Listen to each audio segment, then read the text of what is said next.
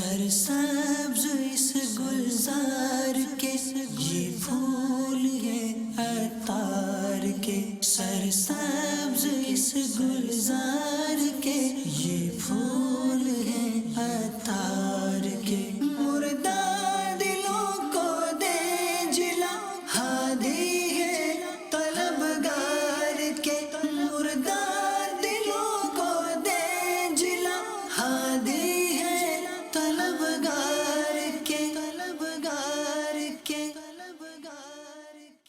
الحمدللہ رب العالمین والصلاة والسلام علی سید المرسلین، اما بعد فاعوذ باللہ من الشیطان الرجیم، بسم اللہ الرحمن الرحیم، الصلاة والسلام علیک یا رسول اللہ وعلی آلک واصحابک یا حبیب اللہ، الصلاة والسلام علیک یا نبی اللہ وعلی آلک واصحابک یا نور اللہ۔ فرمان مصطفیٰ صلی اللہ تعالی علیہ وآلہ وسلم، جو قوم کسی مجلس میں بیٹھے اللہ عز و جل کا ذکر اور نبی صلی اللہ تعالی علیہ وآلہ وسلم پر درود شریف نہ پڑھے، وہ قیامت کے دن جب اس کی جزا دیکھیں گے تو ان پر حسرت طاری ہوگی، اگرچہ جنت میں داخل ہو جائیں۔ صلو علی الحبیب صلی اللہ تعالی علی محمد۔ امیر اہل سنت سے میرا یہ سوال ہے کہ ہمارا نیکیاں کرنے کا ذہن ہوتا ہے، بعض اوقات ہمیں غصہ آ جاتا ہے، ہمیں کیا کرنا چاہیے؟ ہم کوئی بھی نیک کام کریں تو اس میں ظاہر شیطان داخل ہوگا، نفس بھی شرارت کرے گا، تو کئی نیک کام ایسے ہوتے ہیں کہ جن میں یہ داخل ہو کر ہمیں مطلب یہ کہ بس گناہوں میں ڈال دیتا ہے۔ تو اب گناہوں سے بچنا ہے اور نیک کام اخلاص کے ساتھ کرنا ہے۔ لوگوں کا انداز اپنا اپنا ہوتا ہے، تو پھر یہ کہ تھکن لگتی ہوگی تو اس کی وجہ سے چڑچڑاپن آ جاتا ہوگا، تو پھر کوئی مزاج کے خلاف بات کر دے تو غصہ آ جاتا ہے۔ اب یہ غصہ آ گیا، یہ بھی ایک امتحان ہے، آزمائش۔ تو اگر اس کو اتارتے ہیں کسی پر تب گناہ سے بچنا بڑا مشکل، گالی نکل جائے گی، اس کی دل آزاری کر بیٹھیں گے، اس کو جھاڑ دیں گے، بعض اوقات ہاتھ بھی اٹھ جاتا ہے، یوں مطلب مزید خرابیاں پیدا ہوتی ہیں۔ تو اب اگر غصے کو پی لیتے ہیں تو کسی نے ایسا گھونٹ نہیں پیا جیسا کسی نے غصے کا گھونٹ پیا۔ یہ اتنا عظیم ہے کہ اگر کوئی غصہ نافذ کرنے پر قدرت رکھتا ہو، اس کے باوجود وہ اس پر غصہ نافذ نہ کرے تو اس کی بھی اپنی فضیلت ہے کہ اللہ تعالیٰ اس کو جنت کی حوروں میں سے جون سی حور چاہے وہ اس کو لینے کا اختیار عطا فرمائے گا۔ تو یہ کہ یہ عوام بولتی ہے غصہ حرام ہے، یہ عوام کی غلط فہمی ہے، ایسا نہیں ہے۔ غصے پر تو آدمی کو وہ قدرت حاصل نہیں ہے، آ جاتا ہے، لیکن اب یہ کہ اس کو کنٹرول کرے اور اپنے نفس کی وجہ سے کسی پر نافذ نہ کرے، صبر کر لے۔ جہنم کا ایک دروازہ ہے، وہ ان لوگوں کے لیے مخصوص ہے کہ جس کا غصہ کسی گناہ کے بعد ہی ٹھنڈا ہوتا ہو۔ اس وقت جب غصہ آتا ہے تو آدمی کی عقل پر جب غالب آ جاتا ہے تو کچھ سوچنا نہیں پڑتا، پھر وہ کر ڈالتا ہے۔ جیسے اب کسی نے غصہ دلا دیا، غصہ وہ تو چلا گیا، اب جب تک اس کی دو چار غیبتیں نہیں کرے گا نا اس کو سکون نہیں ملے گا، ایسا ہے وہ ہے میں جانتا ہوں، یا اس کو مارا، اس کو گالی نکالی ہے نا، کوئی بھی ایسی حرکت کی جو شرعاً اس کے لیے جائز نہ تھی، تو وہی غصہ گناہ پر ٹھنڈا کیا نا اس نے، تو یہ مطلب اس کے لیے وہ جہنم کا مخصوص دروازہ ہے۔ تو اس لیے جب غصہ آئے تو اس کو پیے، ٹھنڈا کرے، نہیں یوں بھی کہے کہ اللہ تعالیٰ کا جسے شکر ادا کرے کہ یا اللہ بس تو نے مجھے ثواب کمانے کا موقع دیا، کاش میں ثواب کما لوں، ٹھنڈا کر لے غصہ۔ تو یہ کہ ذہن بناتے رہیں گے تو انشاءاللہ یہ کہ آپ کی عادت پڑے گی، کیونکہ غصہ تو دلانے والے بہت آپ کو ہوتے ہی ہوں گے, غصہ دلاتے رہتے ہوں گے. آپ ایک کان سے سن کے دوسرے کان سے نکالتے, کوئی طنز کرتا ہوگا, کوئی مذاق اڑاتا ہوگا, کوئی مطلب یعنی کہ کچھ نہ کچھ بول کے بھی چلے جاتے ہوں گے الٹا سیدھا. آپ صبر کیجئے اور اجر کے حقدار بنیے. صلو علی الحبیب صلی اللہ تعالی علی محمد. پیارے باپا جان یہ بتائیے کہ اگر تھکن کی وجہ سے تراویح نہ پڑھے تو کیا ہوگا؟ اب تھکن, ایسی تھکن کیسی لگتی ہے کہ تراویح نہ پڑھ سکے؟ تراویح تو پھر عشاء کے فرض بھی شاید نہ پڑھے. تو لوگ تو تراویح اسی کو بولتے ہیں نا آج کل, تراویح رہ گئی میری. عشاء کے فرض رہ گئے وہ تو زیادہ خطرناک ہے. عشاء کا فرض وہ تو فرض ہے, وہ تو معافی نہیں ہے. تراویح کی تو پھر بھی کوئی صورت بن سکتی ہے رعایت کی. بہرحال یہ کہ فرض بھی پڑھنا ہے اور تراویح سنت موقدہ ہے, اس کا ترک برا, عادت بنائی تو گناہگار.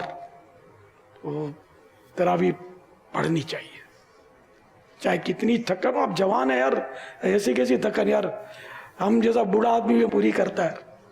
اب میری عمر کا ہے بھی نہیں کوئی آپ میں. بوڑھوں کو بعض ایسی بیماریاں ہوتی ہیں کہ وہ بیچارہ بول بھی نہیں سکتا سب کو, اور اس کو آزمائش ہوتی ہے, تو اس کے لیے ہر کام میں مسائل ہوتے ہیں.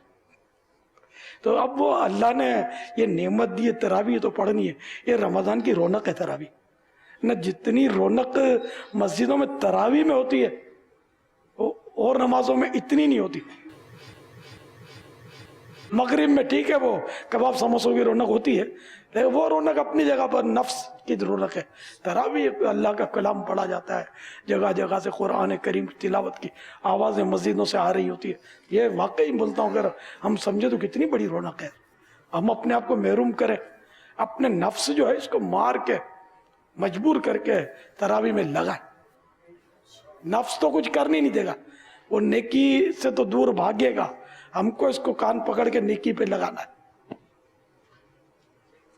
ٹھیک ہے, تراویح کسی نے بھی نہیں چھوڑنی. وہ مزدور شہزادے یاد آ رہے ہیں جنہوں نے عبادت کی اوقات میں ان سے کام نہیں لیا جائے گا, اس پر انہوں نے اجارہ کیا تھا. پہلے کے دور میں تو آدمی بکتے تھے, اس کی شرائطیں غلام کنیز. تو وہ مکاشفت القلوب میں شروع میں درس دیتے تھے. یہ بہت مشہور حکایت ہے اس دور کی, کہ وہ ایک آقا نے غلام کا سودا کیا, تو اس نے کہا کہ میری شرط یہ کہ میں دن کے وقت آپ کی خدمت کروں گا, رات مجھے آپ فارغ کر دیں گے. ٹھیک ہے. تو پھر اس کو کوئی بڑا آدمی تھا, مالدار آدمی تھا, وہ لے کر آیا غلام کو. تو بولا اپنے لیے کوئی کمرہ پسند کر لو. تو اس نے سب سے خستہ ٹوٹا پھوٹا کمرہ پسند کیا. اب وہ چند روز یہ گزرے, ایک بار وہ آقا ٹہلتا ہوا اس کے کمرے کے قریب سے گزرا, تو وہاں تو وہ آسمان سے کوئی قندیل لٹکا ہوا تھا اس کی سر کی طرف, نور کا قندیل. اور وہ غلام سجدے میں پڑا, رو رو کر کہہ رہا تھا, یا اللہ تو مجھے معاف کر دے کہ میں دن کو تو عبادت کے لیے باقاعدہ جو نفل عبادت ہے اس کے لیے حاضر نہیں ہو سکتا, رات کو میں تیری عبادت کے لیے حاضر ہوتا ہوں, کہ دن کو تو نے آقا کی خدمت میرے ذمہ لگائی ہے تو وہ کرنی پڑتی ہے. وہ آقا نے سنا, چونکا. پھر یہ جب دوسری رات آئی تو اپنی زوجہ کو لے آیا, اور دونوں نے وہی منظر دیکھا, یہ غلام جو ہے وہ یہ پڑا اور قندیل لٹکی ہوئی ہے اور سجدے میں یہ مناجات کر رہا ہے کہ دن کو آقا کی خدمت میرے ذمہ, ورنہ میں دن کو بھی تیری ہی عبادت کرتا. تو یہ دونوں روتے رہے اور یہ منظر دیکھتے رہے. آخر وہ جب صبح ہوئی تو وہ قندیل بھی چلا گیا, اور آقا نے غلام سے کہا کہ آپ جو عذر کر رہے تھے کہ جن کو آپ کو عبادت کا موقع نہیں ملتا, تو لو میں آپ کو آزاد کرتا ہوں, اب رات دن آپ اللہ کی عبادت کریں. تو غلام سارا معاملہ سمجھ گیا تھا, تو اس نے کہا یا اللہ اب تک تو یہ راز تھا کہ میں تیری بارگاہ میں اس طرح حاضری دیتا ہوں اور عبادت کرتا ہوں, اب تو میرا راز کھل گیا. تو جب میرا راز کھل گیا تو اب میں زندہ رہ کر کیا کروں گا. تو اسی وقت وہ غلام جو تھا اس کا انتقال ہو گیا. یعنی اتنا اخلاص. پاپا جیسے ایک وقت دریا بچھانے کا جب موقع ہوتا تھا تو آپ بھی فیضان مدینہ میں تشریف فرما ہوتے تھے، تو اگر وہ دری آگے پیچھے کرنی ہوتی تھی تو اس وقت آپ کا کیا انداز ہوتا تھا؟ جیسے نا کہ بھائی ادھر کرو، کھینچو، تو یہ اس وقت کیا انداز اپنانا چاہیے؟ یہ چھوٹے چھوٹے تھے، رضا، بلال، ہم لوگ مل کے کچھ کرتے تھے جمعرات کو اجتماع کے لیے. شور کرنے کی تو ذرا پرانا ذہن ہے کہ مسجد میں تو 100 شور ہوئے ہی نہیں نا. وہ نہیں اپنے تھیلیاں سے لے کر کچرے اٹھاتے تھے، گچھے، اور تو وہ بہرحال وہ تو وقت تھا. اس وقت ظاہر ہے کہ اب کی طرح تو گیدرنگ بھی نہیں تھی، لیکن ایسا نہیں کہ رش نہیں تھا. اس وقت بھی اس وقت کے حساب سے ٹھیک ٹھاک پبلک آتی تھی. الحمدللہ. تو یہ کہ شور اور مسجد میں کیسے، ضرورت تو نہیں پڑتی، بغیر شور کے بھی کام چل جاتا ہے. اگر اپنا ذہن بنا ہوا ہو نا کہ یہ اللہ کا گھر ہے، اس میں احتیاط کرنی ہے. اور جب تک بولے بغیر کام چلتا ہو، اشاروں سے بھی ممکن ہوتا ہے کہ کام چلا لیا جائے. پھر یہ کہ مسجد میں وہ دریوں کو یوں جھٹکا نہ جائے کہ اس کی دھول مسجد میں. ہم تو مطلب ہے نا کہ میں نے تو دریا باہر میدان میں بھیجی ہیں کہ یہاں گلی میں بھی کسی کی دکان میں، کسی کے گھر میں یہ گرد نہیں جانی چاہیے، اس کو تکلیف ہوگی. تو میدان میں جا کے اس کو بھائی جھاڑو، کیونکہ پڑوسیوں کو تکلیف دینا یہ بھی تو مسئلہ ہے.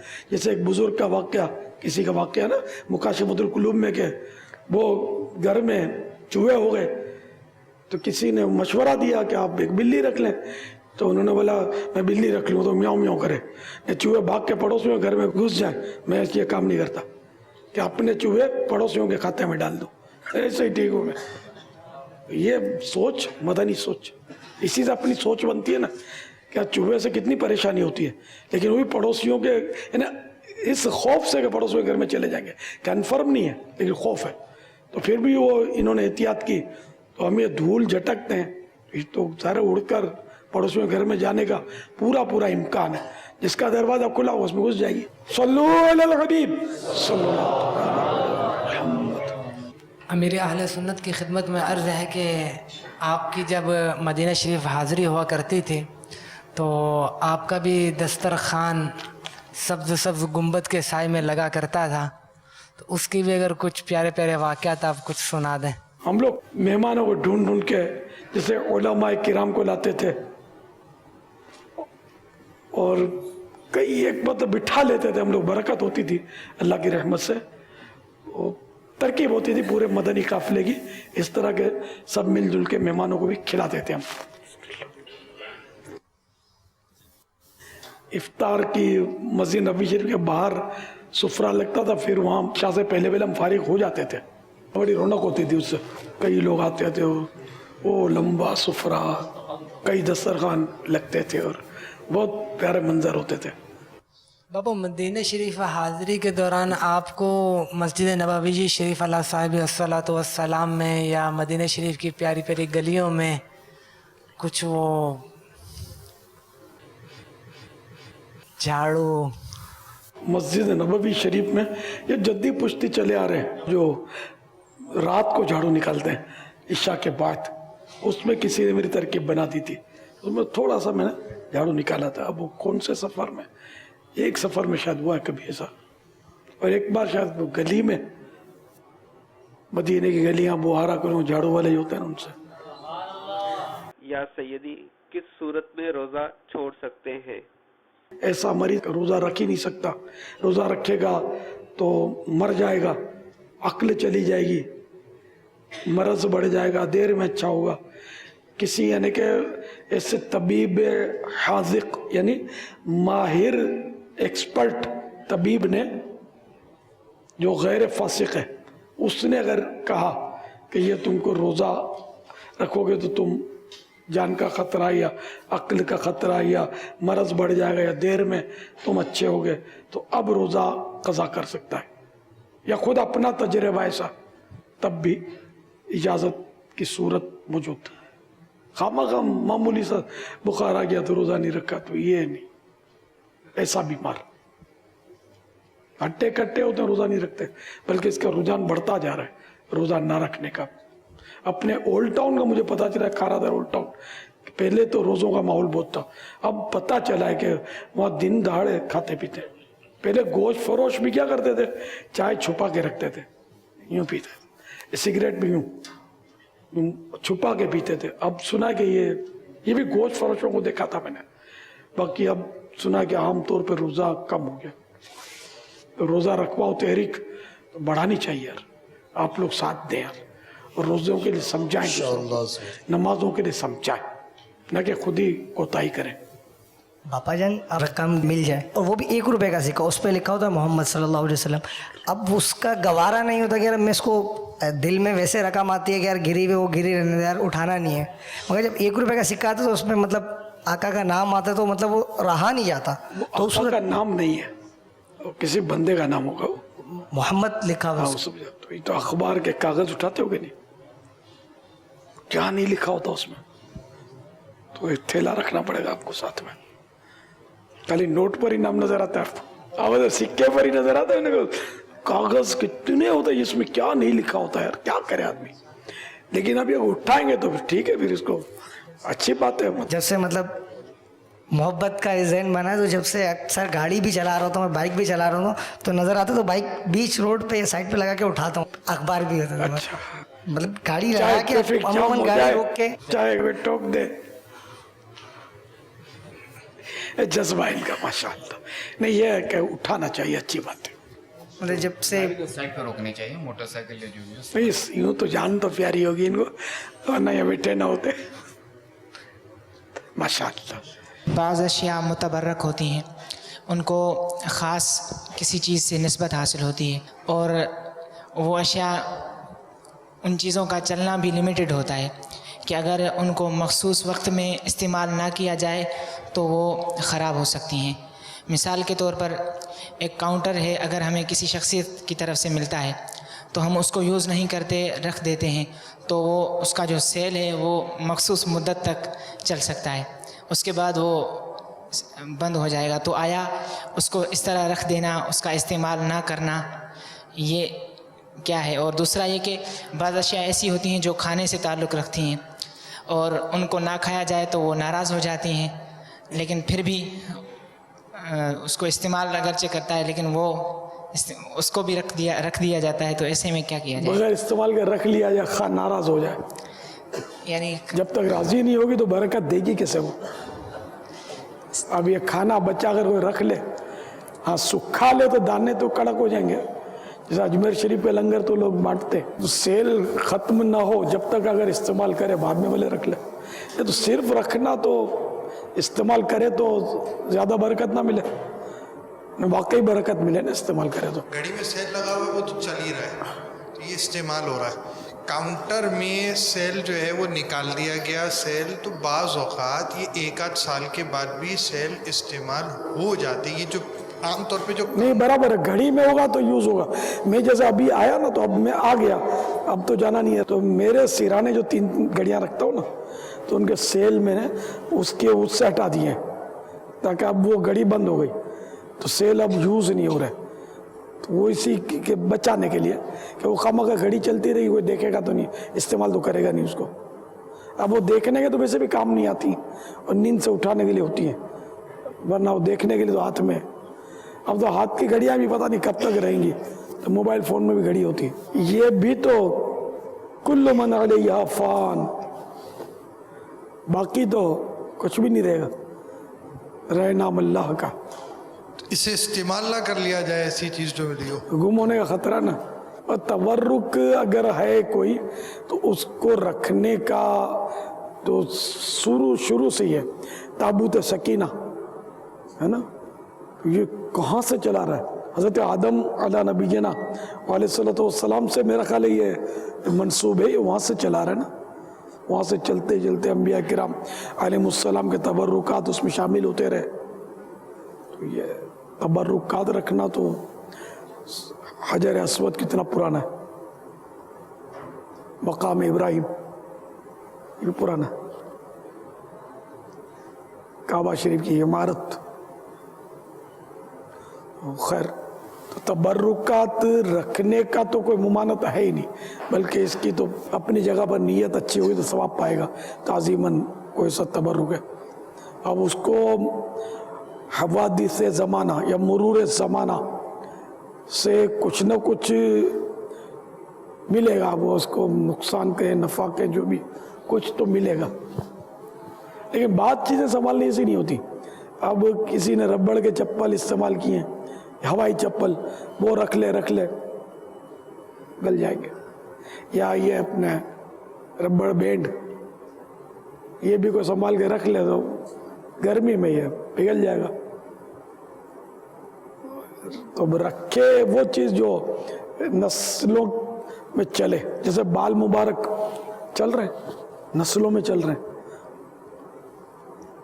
تو وہ بال مبارک جو ہیں وہ باقی ہیں، ان سے اور کونپلیں نکل رہی ہیں، اور سرکار صلی اللہ تعالیٰ علیہ وآلہ وسلم سے منسوب تو ایسے تبرک آتے ہیں کہ ہے نا، تعجب ہے کہ اب تک وہ باقی ہیں، ورنہ اب کپڑے کا امامہ منسوب ہے، عام آدمی کا کپڑا کہاں باقی رہے گا، گل جائے، خلاص ہو جائے، نالے پاک اور کئی چیزیں منسوب ہیں۔ اب وہ خیر اللہ بہتر جانے کہ کون سی چیز واقعی سرکار صلی اللہ تعالیٰ علیہ وآلہ وسلم ہی کی ہے، تو اس لیے منسوب کہتے ہیں کہ منسوب ہے، ہم اس کا تعظیم کریں گے ہم کو ثواب ملے گا۔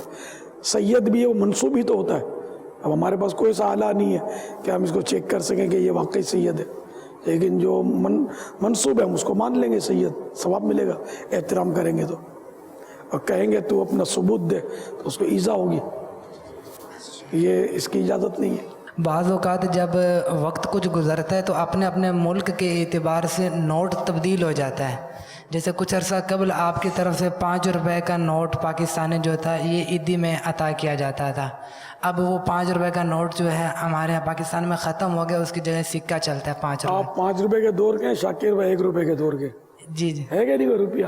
تو آپ کے پاس اب روپیہ والے کسی نے دیا ہوگا، 1 روپیہ ہے آپ کے پاس، 2 کا نوٹ 1 روپے کا تو آپ نے رکھا ہے، اچھا ماشاء اچھا آپ کے پاس ہے۔ اب یہ تو ٹھیک ہے، ہم جو اہل محبت ہیں، جو عقیدت مند ہیں، وہ تو بطور تبرک ہی سے محفوظ رکھیں گے، لیکن جس کا اس طرح کا ذہن نہیں ہے، اس کے لیے تو وہ 2 روپے یا 5 روپے 10 روپے ایک نوٹ ہی کی طرح ہے۔ اب اس پر وقت کچھ ایسا گزر گیا کہ اب اس کی مالیت تھی، اب نہ رہی۔ یہ بھی سوال بنتا ہے کہ مالیت ہی نہیں رہی، لیکن اب اس کو رکھنا ہی سنبھال کر ہے، مالیت بدلی نہ بدلی اس سے کوئی فرق نہیں پڑتا، تو نسبت کی وجہ سے کسی نے اگر سنبھال کے رکھا ہے، مگر یہ ایک نفسیاتی طور پر ایک انسان پر اثر ہوتا ہے کہ وہ جو مطلب حاضر کرنسی ہو نا وہ زیادہ اٹریکٹ، جیسے اب کوئی آ گیا تو بھائی وہ حاضر سروس ریٹائر نہیں بولتے، اپنے آپ کو حاضر سروس بولتے ہیں، حالانکہ یہ اس وقت ریٹائر ہوتے ہیں، تو ریٹائر کی اتنی وہ اہمیت نہیں رہتی جتنی حاضر سروس کی ہوتی ہے۔ ظاہر بابا یہ نوٹ پر جو آپ کے 1 روپے 2 روپے والے آتے تھے، نوٹ مدینہ بھی لکھا ہوتا تھا، وہ ایسا ہوتا تھا کہ مدینہ منورہ سے نوٹیں ان کی فضاؤں سے گزار کر ہم لاتے تھے، تو بعض اوقات منگواتے تھے عیسائی بھائیوں کو، بھیجتے تھے، لے آئے، مگر اس کا سائیڈ ایفیکٹ یہ ہوا کہ اب ہر نوٹ کو نوٹ مدینہ، اب تک بولتے ہیں نوٹ مدینہ دو، یعنی ان کو نہیں پتا ہوتا ہوگا کہ یہ نوٹیں وہاں سے یوں مدینہ سے ترکیب بنتی ہوگی، یہ نوٹ کا نام نوٹ مدینہ، اس لیے وہ کھجور مدینہ، تو یہ مراد یہ ہوتی تھی مدینہ شریف کی کھجور، لیکن اب اس احتیاط سے ہم لکھتے ہیں مدینہ شریف کی کھجور، تو اس میں شاید اب غلط فہمی نہیں ہوگی، ورنہ ہر کھجور کو بولیں گے کھجور مدینہ، سوغات مدینہ، ہر چیز کو میرے ہاتھ سے گئی سوغات مدینہ، ہے نا، مدنی چادر، مدنی سوٹ۔ میں گلزار ابھی میں خادم تھا، اور مجھے مدرسے والے طلباء جو ہیں نا، انہوں نے کہا تھا کہ آپ حضرت صاحب سے کہیں آپ کو مدینہ کی ٹکٹ دلوائیں گے، ان کے کافی مرید ہیں، تو آپ کا کام ہو جائے گا۔ عید سے پہلے 27 میرے خیال ختم ہو رہی رات تھی، آپ نے مجھے اپنے اکٹھے بٹھا کر کھانا بھی کھلایا تھا، بوٹی بھی کھلائی تھی مجھے اپنے ہاتھ سے، اس کے بعد پھر 100 کی نوٹ نکالی آپ نے. میں نے کہا حضور مجھے مدینے کی ٹکٹ چاہیے بس. ایک اور اسلامی بھائی تھے, انہوں نے کہا حضرت صاحب جو کچھ دے رہے ہیں یہ لے لو, انشاءاللہ آپ مدینہ پہنچ جائیں گے. پھر میں نے آپ کے ہاتھ سے وہ نوٹ لیا, اس کو سنبھال کر رکھا تھا کچھ عرصہ. اس کے بعد دکان کریانہ کی میں نے شروع کی تھی, تو اس میں اس نوٹ کو استعمال کیا تھا. اس کے بعد الحمدللہ اس سے میں نے رکشہ لیا تھا, کچھ دن رکشہ چلایا, پھر 25,000 کا وہ رکشہ بیچا تھا. 25,000 میں عمرہ کا ٹکٹ ملا, میں عمرہ کر کے آ گیا ہوں الحمدللہ. دیکھو نا, تبرک کو فنا کیا تو مدینے پہنچے. اگر وہ تبرک تھا بھی تو بھائی 100 روپے فنا ہوئے بغیر تو کاروبار شروع نہ ہوتا. آپ کا حسن احسان ہے, اللہ نے اسباب کر دیے. اب آب زمزم ہے, تبرک ہے, اب اس کو جب تک فنا نہیں کریں گے کام ہونا مشکل, پینا ہوگا. یہ اس کے بسوں میں وہ ویسیڈیاں, یہ آڈیو کیسیٹیں چلواتے تھے, پھر ویسیڈیاں شروع کیا, اب میموری کارڈ چلواتے بسوں میں. اویس بولا, اویس مجھے کہا کہ یہ ساتھ بہت دیتے ہیں, یہ لگ گئی, یہ دوستی لگتا ہے. یہ بھی ایک اچھا کام ہے, بہت عمدہ کام ہے, بسوں میں چلوانا, گانے بازوں سے کچھ جان چھوٹے. اور یہ آج کل وہ بڑی رکشائیں چل رہی ہیں, اس میں بدلی ہو رہے, ابھی نیا نیا کام ہے نا, تو جلدی ہو رہا ہے کام. پھر رمضان ان کی میموریاں لے کر 10 روزے تک میموری ایسا کارڈ چلتا رہے گا, پھر اس کے بعد اللہ کرے چلتا رہے میموری کارڈ.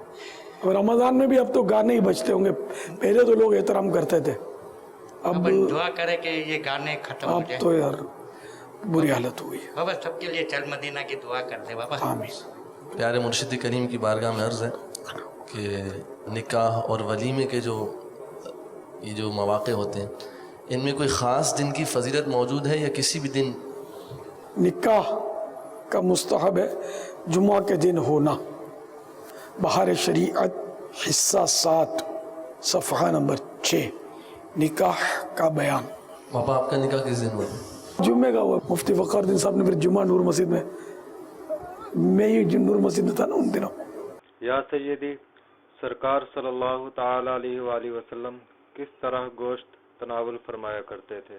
سرکار صلی اللہ تعالی علیہ وآلہ وسلم جب گوشت تناول فرماتے یعنی کھاتے تو اس کی طرف سر اقدس کو نہ جھکاتے, بلکہ اس کو اپنے دہن یعنی مبارک منہ کی طرف اٹھاتے اور پھر دندان مبارک سے کاٹتے. بنگلہ دیش میں ہر گھر میں ایک افطار ہوتا آئٹم, اور چنا, اس کو موری کہتے ہیں, ایک آئٹم ہوتا. یہ ہر گھر میں پھل فروٹ بھی ہوتا, لیکن یہ ہر گھر میں ہوتا ہے. تو اس کے ٹیسٹ کے لیے وہ ایک کاچا پیاز اس کے اندر دینا پڑتا, نہیں دینے سے وہ ٹیسٹ نہیں ہوتا. تو یہ کھا کر فوراً افطاری کے بعد مسجد میں چلا جاتے مغربی نماز پڑھنے کے لیے. اس کا بارے میں ہاں, یہ کچی پیاز چنے میں یہاں بھی ڈالتے ہیں. یہاں سموسے میں بھی جو پیاز ہوتی ہے نا, مسجدوں میں سموسے آتے ہیں, اس میں کچی پیاز کے ٹکڑے ہوتے ہیں جو تلنے سے ایک دم گل نہیں جاتے, کچے رہتے ہیں. اور چنے میں تو یہاں بھی ڈالتے ہیں. تو یہ اگر منہ میں بدبو ہے پیاز کی, اس حالت میں مسجد میں داخل ہونا یہ حرام ہے. لیکن بدقسمتی سے مسجد میں کچی پیاز والے سموسے اور چنے کھائے جاتے. افطار میں لوگوں کو مسائل نہیں پتہ ہوتے, تو اس لیے ایسے چنے مسجد میں نہ بھیجیں جس میں کچی پیاز ہو. خریدتے وقت بھی دیکھ لیں. اس طرح سموسے کو بھی پہلے چیک کر لیں کہ اس میں کچی پیاز تو نہیں ہے. پاپا جان, میرا نام محمد ارسان اختاری ہے. تو پاپا جان جو کسٹمر کو گوشت دیتے ہیں تو اچھا پیس نکال کے دکھاتے ہیں, اسے کہتے ہیں دیکھو سبحان اللہ کیسا پیس ہے, تو ذکر کرواتے ہیں. تو ایسا کروانا کیسا ہے؟ بلا وجہ اس سے ذکر کروانا, یعنی اپنے گوشت مال کی تعریف کروانا. تو وہ تو سبحان اللہ نہیں بولتا ہوگا گاہک, تو کسٹمر زبردستی گلوا دیتے, دیکھیں کیسا پیس ہے ماشاء اللہ. وہ تو آپ یوں ہے نا, ترغیب ہوئی نا, وہ بولے نہ بولے آپ کے نصیب. اپنی چیز کی عمدگی ظاہر کرنے کے لیے درود شریف پڑھنا, سبحان اللہ کہنا, اس کو تو بہار شریعت میں ناجائز لکھا ہے.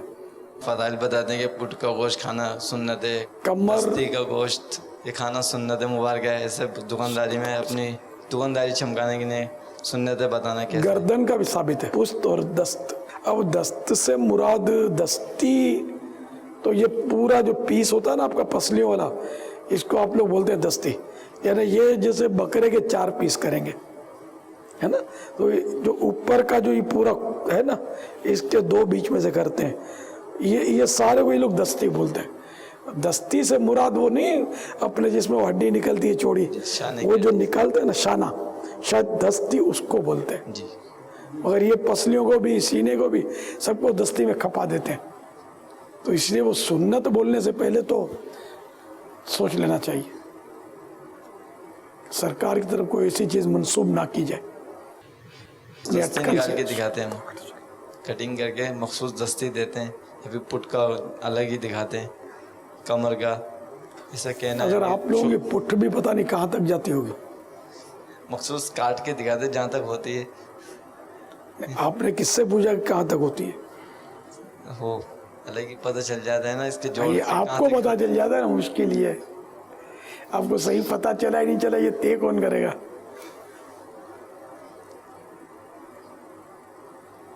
अच्छा, अब गर्दन का साबित, तो अब गर्दन से भी आप लोग जो करते हैं ना, गर्दन का असर, ऊपर का गोश्त निकाल लेते हैं, इसका कीमा बना के खिला देते हैं, तो क्या वो बची हुई हड्डियां खाना सुन्नत है? यानी एक तह जो है गोश्त की, ये लोग निकाल लेते हैं कीमे के लिए। अब कीमा भी तो देना है ना, ग्राहक होते हैं कीमे के। फिर भी गर्दन में गोश्त तो होता है।